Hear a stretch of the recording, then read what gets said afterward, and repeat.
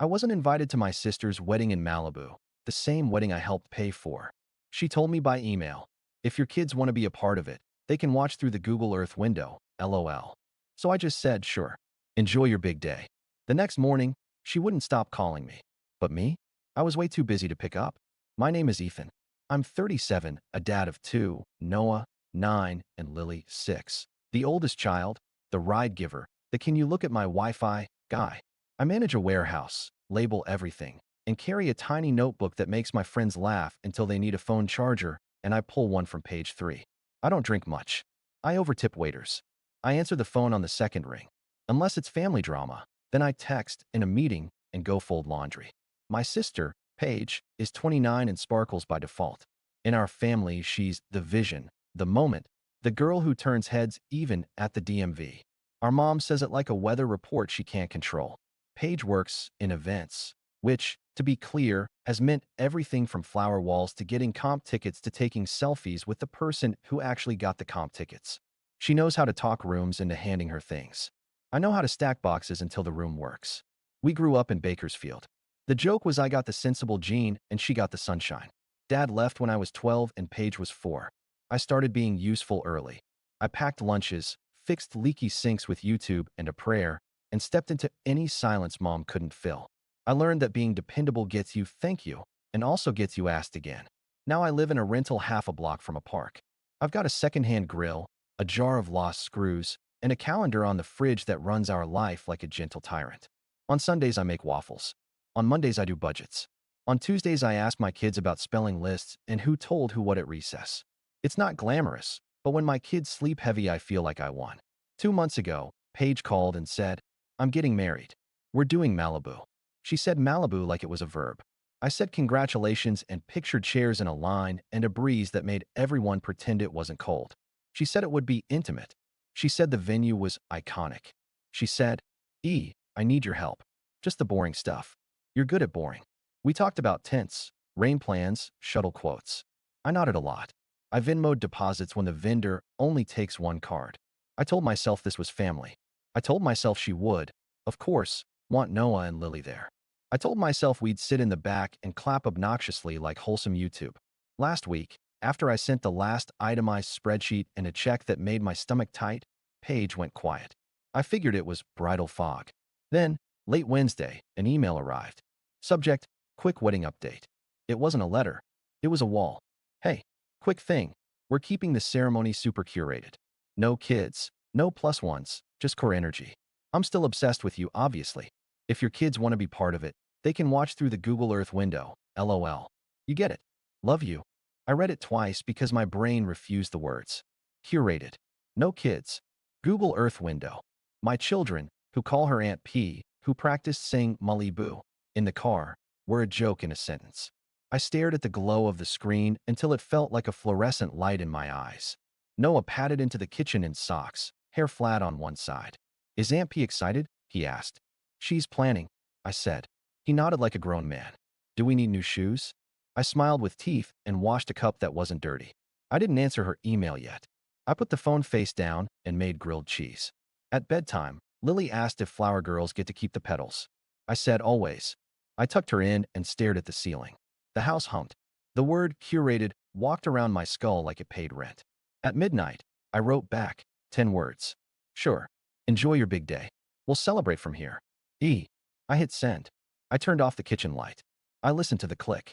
And in the morning, my phone lit up like a slot machine. There's a backstory and it isn't subtle. It's receipts and birthdays, and he'll understand. I was trained for this role early. When Dad left, Mom said, we're a team. What she meant was, I would patch holes and Paige would be protected from drafts. As a teenager, I learned to be useful so hard it became my personality. I drove Paige to theater practice, hair appointments, friend house drop-offs that were 30 minutes in the wrong direction.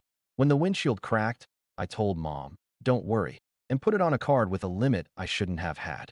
When Paige got a MacBook for school, the family group chat threw confetti emoticons. When I got a used toolbox, nobody asked for a picture. Do I resent it? I'm trying to be honest. Not resent, recognize. It was unequal on purpose. Wrapped in, she's still figuring it out. There are 100 small humiliations you learn to swallow like vitamins. At my college graduation, Mom took photos of Paige with the chairs because it's artsy and forgot I was still in my gown. At Christmas, my kids got socks with snowmen and Paige got a weekend in Tulum. Different categories, Mom said cheerfully. When I brought it up, I was told I was bitter. You have the kids, Mom would say, as if children are a trophy instead of two human beings who need bedtime stories and orthodontists. Money is the bone in the throat. I earn okay. I budget like my life depends on it. I can tell you what a gallon of milk costs at 3 stores. But life has been a relay of one-time emergencies. Last year, the warehouse cut hours and my brakes went. Same week. Paige called crying about a security deposit that got complicated. I sent $900. She sent a heart and vowed to repay me when her brand deal hit. The brand deal was pictures with a drink that changed color when you stirred it. The repayment didn't appear. When she got engaged, it wasn't a surprise. Paige dreams in monologues. Her fiancé, Tyler, is nice in a way that feels curated too, like he read a handbook titled How to Be Chill. He calls me Big Bro and slaps my shoulder as if that pays a bill. He builds apps nobody uses.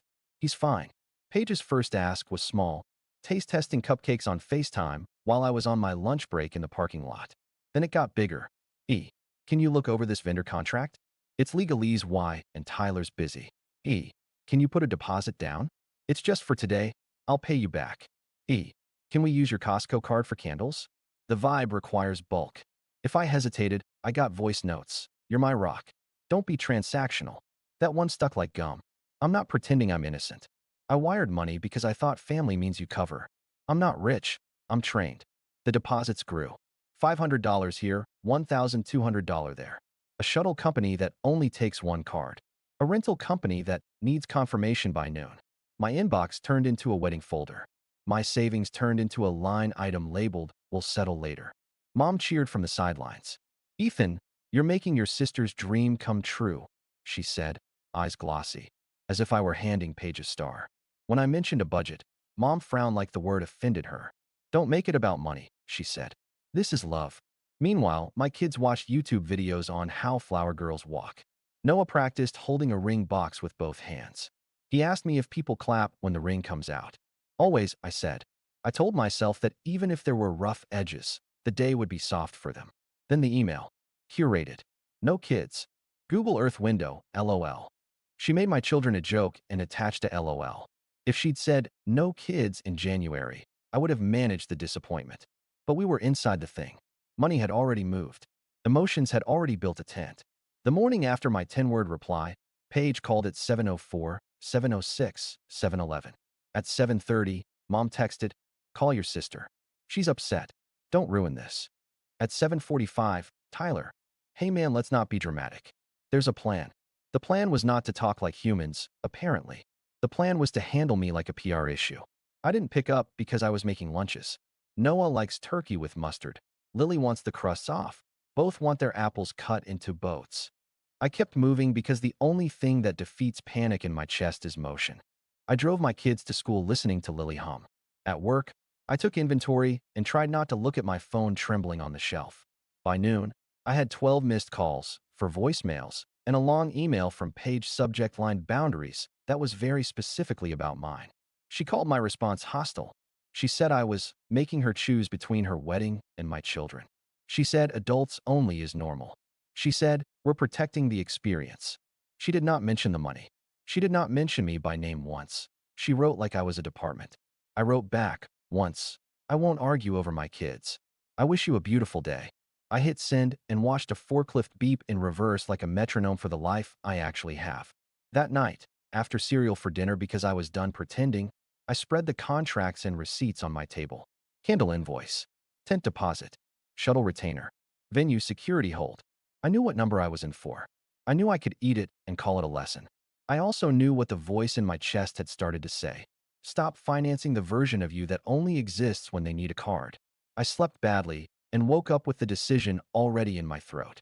The breaking point happened in a strip of fluorescent-lit office space off the highway, because nothing dramatic ever happens where your brain pictures it. It was the venue manager's office. I was there because Paige had CC'd me on a chain where the venue asked for final payment to be charged to the card on file. A card with my name on it. I drove over on my lunch break with a manila folder and a heart that wouldn't sit still.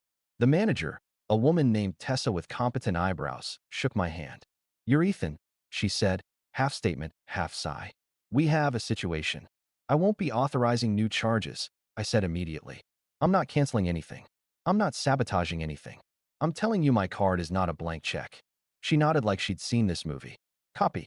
We just need the replacement payment today, or late fees kick in tomorrow." I stared at the contract. My name. My card. My sister's dream written in fonts that looked classy. I thought about Paige's email. I thought about Noah asking if he needed new shoes. I thought about Lily asking if flower girls keep the petals. "Can you put a hold until COB?" I asked. "I'll ping the couple. They can call you." "We can hold until 5, Tessa said. "But if they don't pay, we start dismantling. It's policy." I texted Paige and Tyler a single line. "Venue needs payment by 5. My card is no longer available." Paige called in 2 minutes. I stepped into the hallway. What are you doing?" she demanded. "You wouldn't." "Not you." "I'm not canceling your wedding," I said. "I'm ending my side of the financing." "Those are different." "You promised." "I promised to help," I said. "I didn't promise to be your bank while you make my kids a punchline." She went quiet in that way where you can hear the smile straighten. "This is rotten," she said finally. "You're punishing me." "This isn't about revenge," I said, keeping my voice level. "This is about closure. I'm done paying to be treated like an intern." "You're being dramatic," she said, the old family word for "you're saying what we don't want to hear." "I'm being clear." Tyler got on the line. "Bro," he said, "let's keep the vibes chill. You know how these things go." "I do," I said. "They go with adults making decisions. One of mine is no more charges." Tyler sighed like a podcast host. "Okay, we got it. We'll pay. Just don't do any more surprises." "I'm not surprising you," I said. "I'm just not volunteering to be surprised." I hung up. I went back in. Tessa raised an eyebrow. I shook my head. "They'll call," I said. At 4:51, my phone buzzed. A screenshot. Payment received. A second later, a text from Paige. "Happy?" That was humiliating. A minute after that. "Also, you're still invited to the after party, but no kids." It's a vibe. That night, Mom called and left a voicemail that started with "I'm disappointed" and ended with "You're breaking my heart." When I didn't call back, she sent a text. "Fine. But don't expect us to rearrange the seating chart just because you want the children to be in adult spaces. Be reasonable." The mental gymnastics of being asked to feel guilty for wanting my kids at a wedding I helped fund tried to climb into my head. I shut the door. 2 days later, Saturday, I took Noah to a soccer game at 8 a.m. Lily made a sign that said "Go Noah" with 2 hearts that leaned like they were tired. In between warm-ups and juice boxes, my phone buzzed nonstop. "Paige." "Mom." A number saved as Paige's planner. I didn't answer. I was too busy being the thing I am on purpose. On Sunday, because it's my favorite way to be stubborn, I did chores with extravagant peace. I vacuumed. I roasted vegetables that my kids would ignore. I fixed the loose cabinet hinge. I wrote a new budget without a wedding column. I blocked new numbers that appeared like dandelions. In the afternoon, Mom showed up unannounced. I didn't let her in. We talked through the screen door like we were 2 neighbors, which is honestly closer to the truth lately. "Ethan, don't do this to your sister," she said, clutching her purse like it kept the plot together. "I did something for my kids," I said. "I said no to being a wallet with feelings." "She's under stress," Mom said. "Brides say things. You know she didn't mean it." "She wrote it," I said. "That's a level of meaning." Mom sighed and tried a different angle. "We're family. Family doesn't invoice me for compliance," I said. "Not anymore." "She'll invite them to the photo hour," Mom offered, like a coupon from a junk drawer. "They can take a picture by the wall." "No," I said. "Either they're welcome, or they're not. We have our own photo wall. It's my fridge." Mom looked like I'd spoken Martian. "So you're not coming?" she asked. I sent my answer. "This is childish. This is boundary," I said, and the word came out clean. "It's new for me. I get it." She left with a parting shot that was supposed to hurt. "I hope you can live with yourself." I watched Noah teach Lily how to tie her shoe on the doormat. "I can," I said to the room. On Monday morning, Paige called at 7:02, 7:04, 7:07. I silenced the phone and poured milk. At 7:20, an email arrived with the subject line in all caps, "Final notice." It read like a legal threat, except it was about my attitude. The last line, "If you're going to act like this, don't bother coming." I looked up from the screen at my kids eating cereal and said, "Great news. We've got a free Saturday." The days leading up to the wedding were a live-action group project where I opted out. The phone kept trying to rope me back in. Paige's planner called to confirm your responsibilities for welcome bags. I replied, I have none. Tyler texted a screenshot of a DJ spreadsheet I'd made weeks ago. Can you send this to the DJ? I forwarded it with one line. Per your request weeks ago. He sent a thumbs up and a "you're a lifesaver," which is funny because I'm not doing that anymore. Mom oscillated between guilt and gospel. This family has sacrificed so much, she wrote, like a sermon. You aren't the only one with children, she wrote, except pages were Pinterest boards. We don't keep score, she wrote, which is something only the scorer says.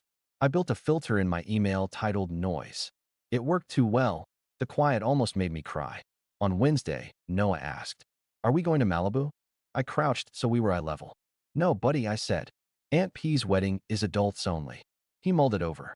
So we don't count. I felt something in my chest bend. We count here, I said. We'll make our own day. We planned it like a heist.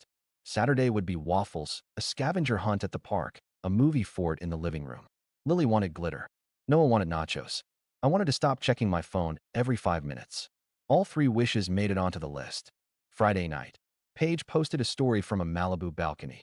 The ocean looking expensive, the caption, tomorrow. I watched it in the dark like I was peeking through a fence. Then I put the phone in a drawer and went to cut out scavenger hunt clues shaped like little stars. Saturday morning at 8:13. Paige called. I let it go to voicemail. Then she called again. And again. I put the phone on Do Not Disturb and we whisked batter like it was our job. At 9:05, Mom texted, Answer your sister. At 9:07, Tyler, man, please. At 9:09, an unknown number left a voicemail. We're at the gate and the shuttle manifests. Delete. At 10 a.m., we were at the park finding 3 red leaves and a stick shaped like a Y. Lily announced every discovery like a news anchor. When we got home, there were 5 missed calls and a text from Paige that started with E. Emergency.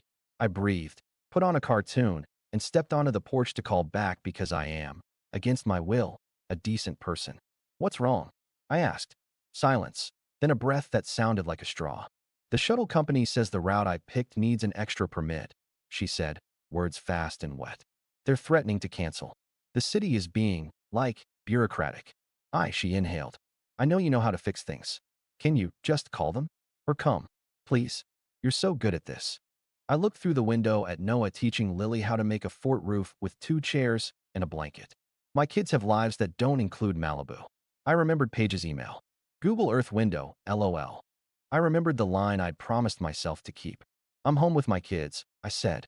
I'm not your emergency contact. You're punishing me, she said immediately. I'm protecting me, I said. And them. Don't do this, she said, voice sharpening. Don't be petty. This is my wedding. You chose not to invite my kids, I said. You told me they could watch from the Google Earth window. You made a joke of us. I won't pretend to be staff now. So you're okay with the shuttles not running? She asked, dangerously calm. I'm okay with you dealing with the consequences of your choices, I said. You're an adult. Hire someone. Ask the planner. Ask Tyler. Call the city. She went quiet for a beat. You've changed, she said. I'm finally acting like the person you keep pretending I am, I said. Responsible for me. You'll regret this. Maybe, I said, because I can tell the truth and still not bend. I hung up.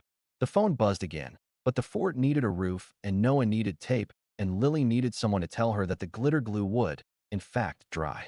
We built a castle. We ate nachos for lunch. We laughed at a joke about a potato that wouldn't sit still. At 3 p.m., a picture arrived in the family chat.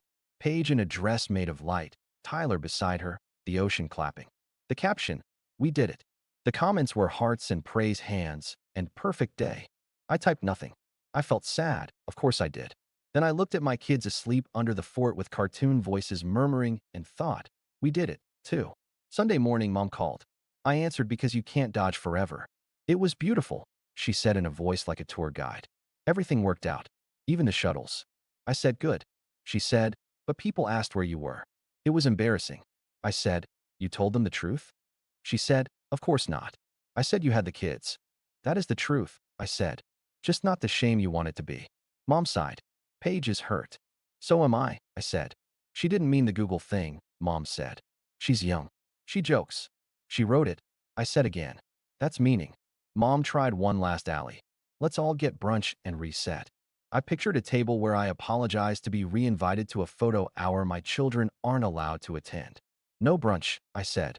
Not until there's an apology to them. To them, she repeated, like I'd said to the dog. Yes, I said. To Noah and Lily. They were told they don't count. Fix that or stop asking me to carry this. Mom didn't answer. The pause stretched until it snapped. We'll see, she said, which in our family means we won't. In the quiet that followed, I did something I should have done years ago. I made a new family group chat. Us three. Me, Noah, and Lily. I dropped a photo of the fort. Noah sent a string of taco emojis. Lily sent a sticker of a cat winking. I felt my chest unclench in a very specific way, like a seatbelt releasing. On Monday, Paige finally texted 2 sentences that weren't a PR draft. I'm sorry I said that about the kids. It was cruel. Then, a beat later, I still wanted you there. I wrote back, I wanted us there. Then I put the phone down and let the message be a pebble in a stream that kept moving. Closure looks like small, boring decisions you keep. I told Paige I'm not a bank. I stopped. I told Mom no more ambush brunches. I stopped showing up to be scolded over coffee. I told Tyler to ask his planner, not his big bro. He did. I kept the sentence that matters in my pocket. This isn't about revenge. This is about closure. Boundaries are not punishment. They're instructions. To everyone else, and to me. I'm not rich now. I didn't get my deposits back.